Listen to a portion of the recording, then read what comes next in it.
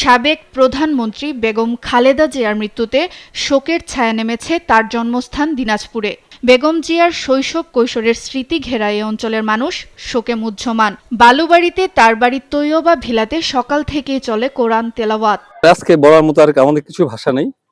আপনারা সকলেই তার জন্য দোয়া করবেন। আমরা দিনাজপুরবাসী সকলেই শোকাহত। আমরা সকলেই দোয়া করি আল্লাহর জন্য ওনাকে জান্নাতুল ফেরদৌসের শ্রেষ্ঠ মোকামে তাকে দান করেন। আজকে শুধু এটুকু বলবো যে আমরা কিন্তু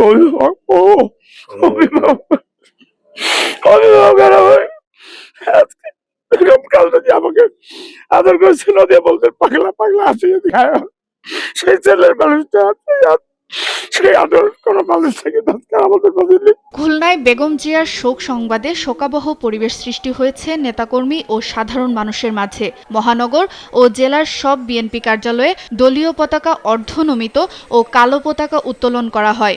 নতুন রিন গভীর থেকে পরিষ্কার করে কাপড়কে রাখে নতুনের মতো উজ্জ্বল। নতুন রিন অ্যাডভান্সড পাউডার। এই মুহূর্তে সবচেয়ে বেশি প্রয়োজন তাকে আমরা হারালাম চিরতরে। এটি এই শোক এবং এই অপূরণীয় ক্ষতি এটা কখনোই পূরণ হবার নয়। নওগাঁয় জেলা বিএনপির কার্যালয়ে খালেদা জিয়ার রুহের মাগফিরাত কামনায় আয়োজন করা হয় কোরআন খতম। কালো বেজ ধারণ করেন নেতাকর্মীরা।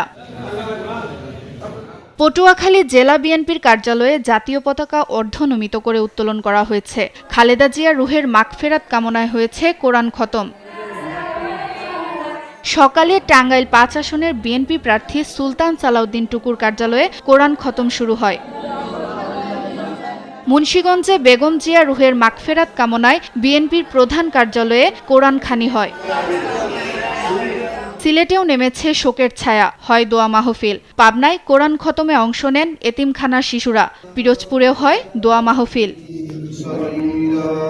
সুপ্রিয়া তৃষা, নিউজ ডেস্ক, দেশ টিভি।